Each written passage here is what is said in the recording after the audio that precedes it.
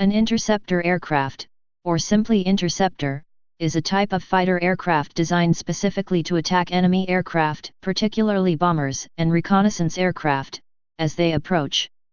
There are two general classes of interceptor: relatively lightweight aircraft built for high performance, and heavier aircraft designed to fly at night or in adverse weather and operate over longer ranges.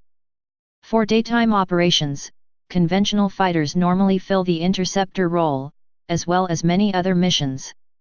Daytime interceptors have been used in a defensive role since the World War I era, but are perhaps best known from several major actions during World War II, notably the Battle of Britain, where the Supermarine Spitfire and Hawker Hurricane developed a good reputation. Few aircraft can be considered dedicated daytime interceptors.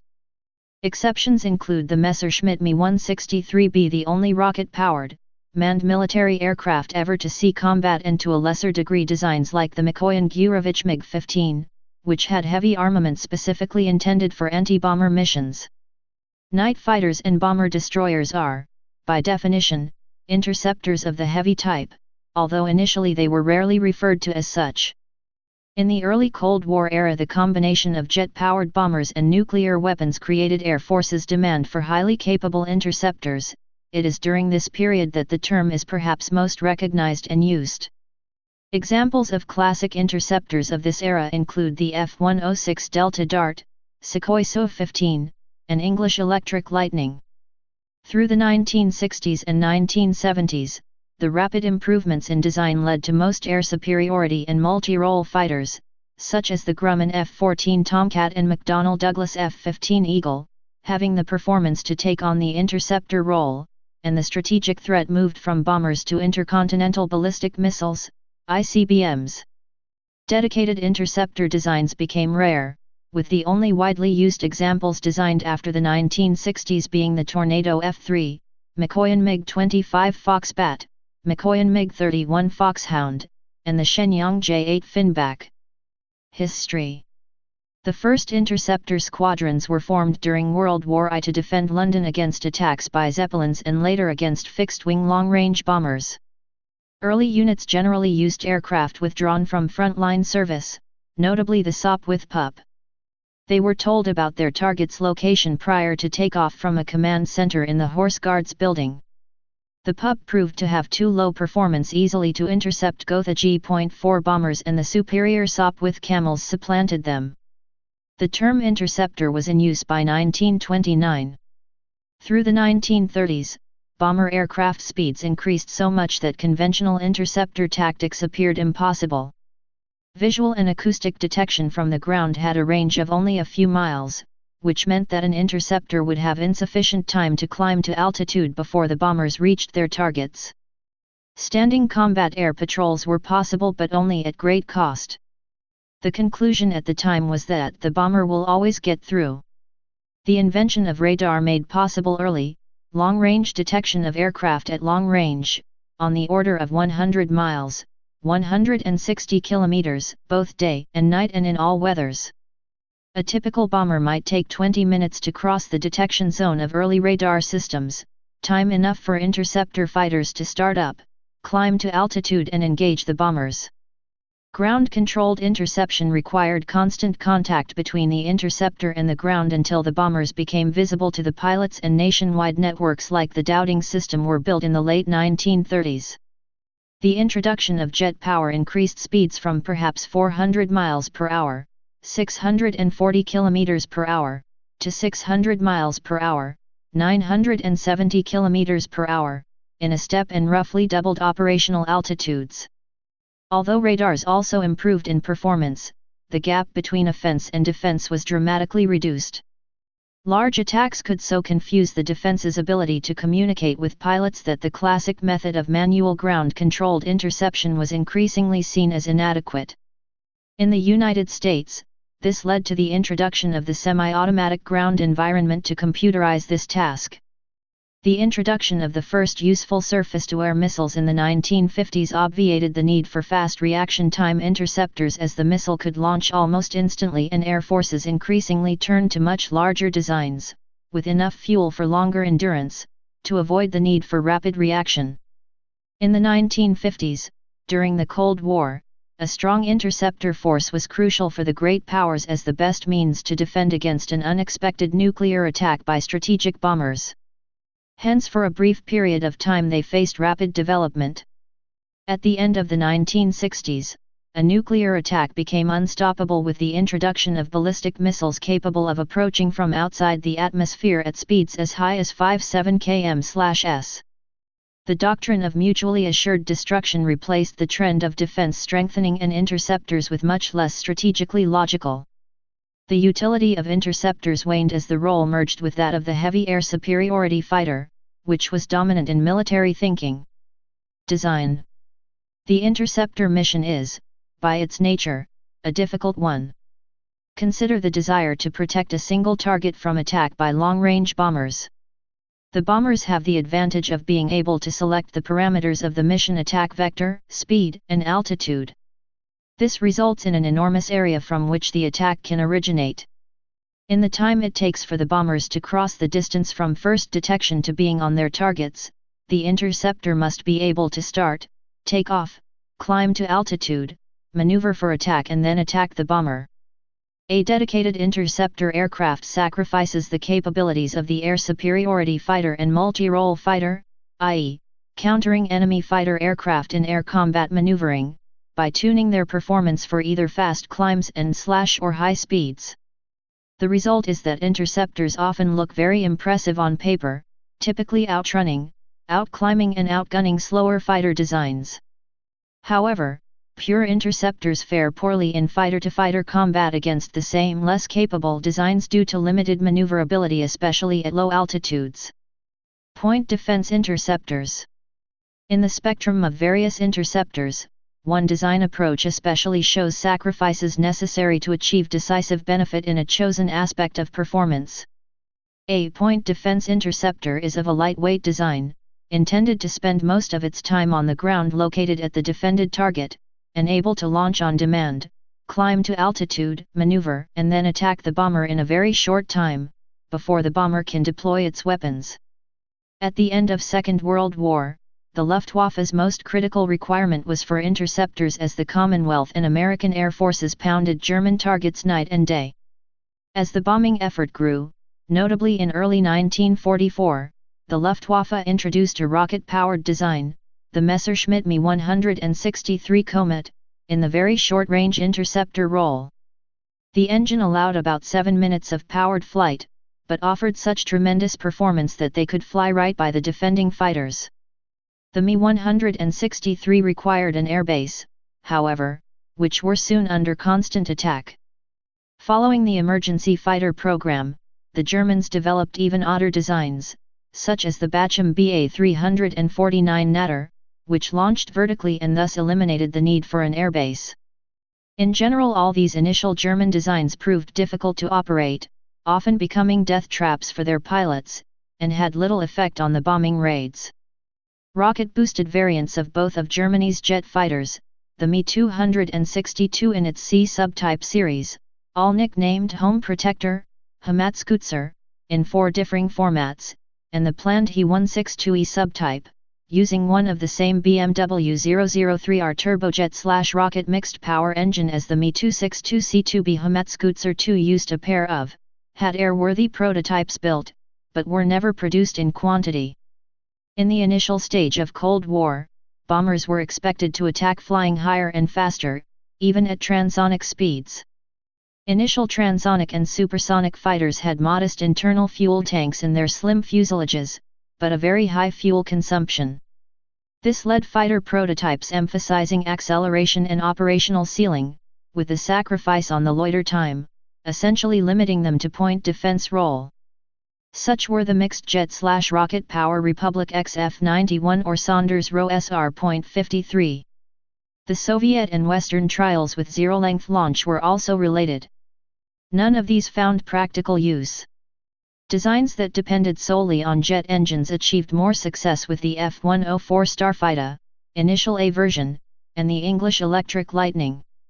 The role of manned point defense designs was reassigned to unmanned interceptors, surface-to-air missiles, SAMs, which first reached an adequate level in 1954–1957.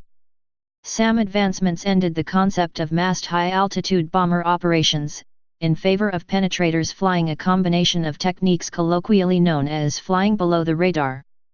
By flying terrain masking low-altitude nap of the Earth, flight profiles the effective range, and therefore reaction time, of ground-based radar was limited to at best the radar horizon. In the case of ground radar systems, this can be countered by placing radar systems on mountain tops to extend the radar horizon, or through placing high-performance radars in interceptors or in AWACS aircraft used to direct point defense interceptors. Area defense. As capabilities continued to improve, especially through the widespread introduction of the jet engine and the adoption of high-speed, low-level flight profiles, the time available between detection and interception dropped. Most advanced point defense interceptors combined with long-range radars were struggling to keep the reaction time down enough to be effective. Fixed times, like the time needed for the pilot to climb into the cockpit, became an increasing portion of the overall mission time. There were few ways to reduce this. During the Cold War, in times of heightened tensions, quick reaction alert, QRA, aircraft were kept piloted, fully fueled and armed, with the engines running at idle on the runway ready to take off. The aircraft being kept topped up with fuel via hoses from underground fuel tanks. If a possible intruder was identified, the aircraft would be ready to take off as soon as the external fuel lines were detached. However, keeping QRA aircraft at this state of readiness was physically and mentally draining to the pilots and was expensive in terms of fuel. As an alternative, longer-range designs with extended loiter times were considered.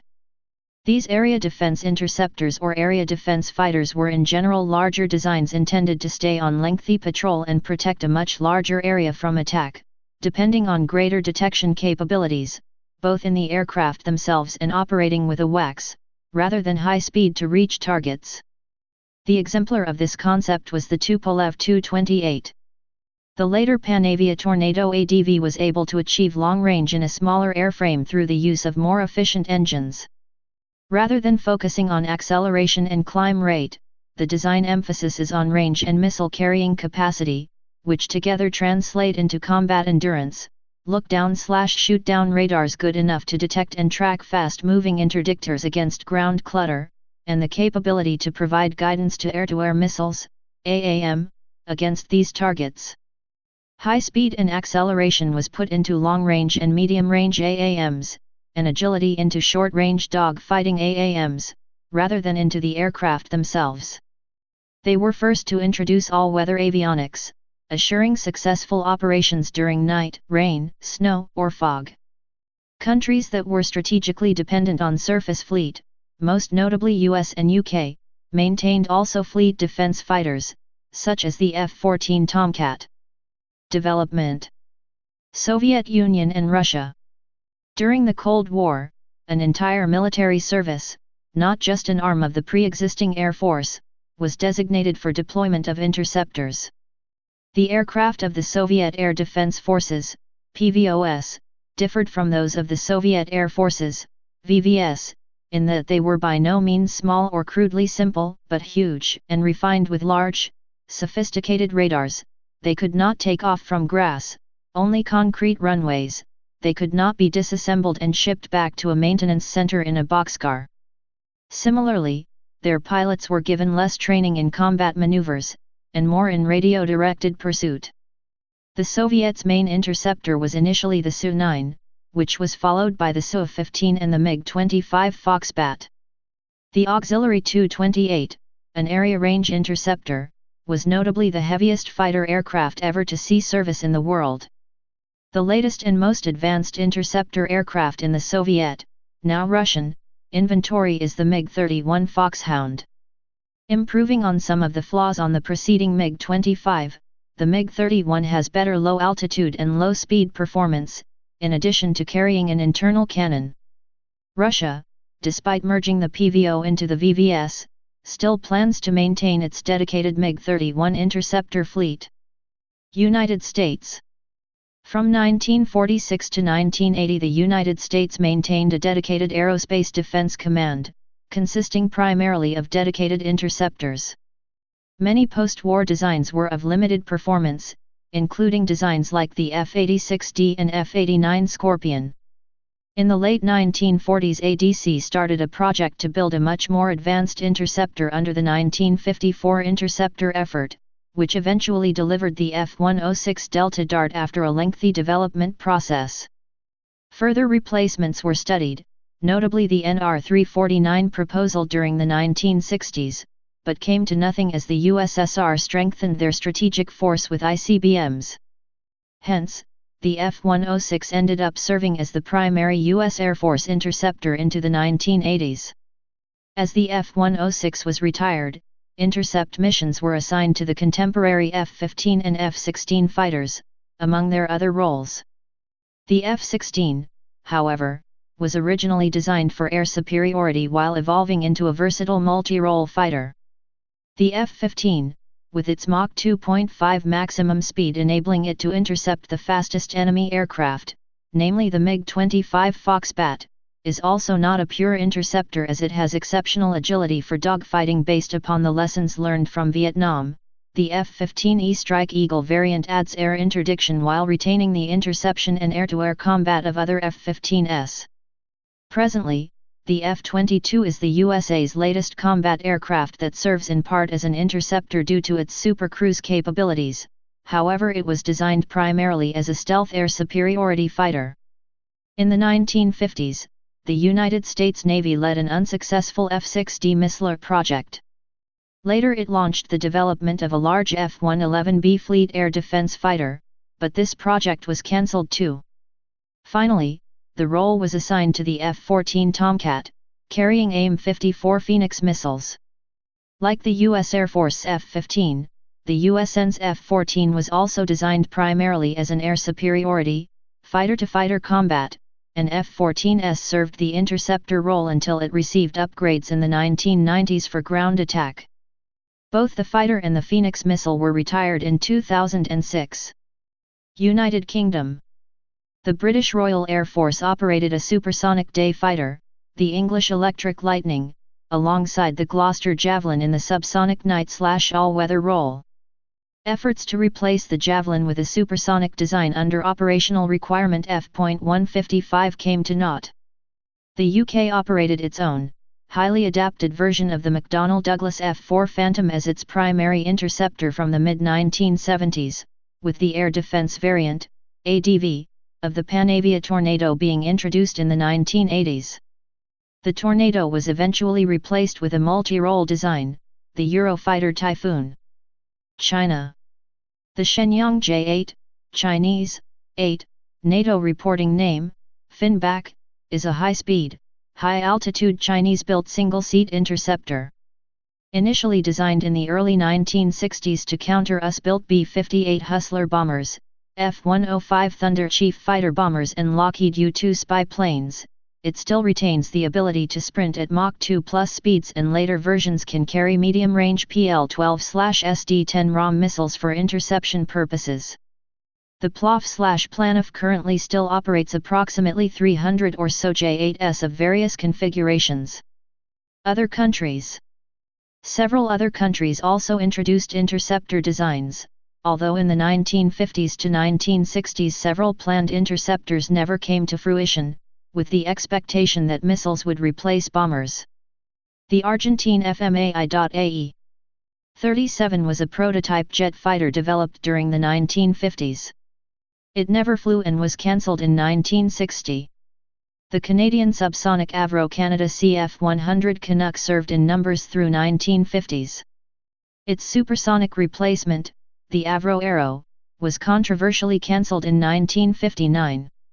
The Swedish Saab 35 Draken was specifically designed for intercepting aircraft passing Swedish airspace at high altitudes in the event of a war between the Soviet Union and NATO. With the advent of low-flying cruise missiles and high-altitude AA missiles, the flight profile was changed, but regained the interceptor profile with the final version J-35J. Please subscribe and thanks for watching.